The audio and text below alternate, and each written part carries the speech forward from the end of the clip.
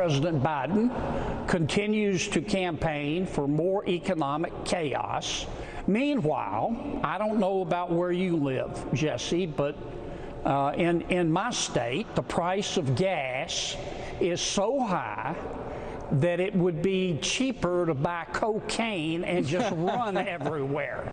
Hey, I'll say it. When Republicans are right, they're right. I'm just kidding, obviously, but this quip from Louisiana Senator John Kennedy, you gotta give it to him. It's pretty funny. Of course, comparatively, Louisiana has some of the cheapest gas prices in the country right now, but I want to talk a little bit about his messaging here. What Kennedy does with this statement is not only witty, but it is effective. And this type of messaging should really scare Democrats as the midterms approach. To contrast Kennedy, here's how MSNBC's contributors are talking about inflation and gas. I know they're worried about inflation. I know they're worried about gas prices.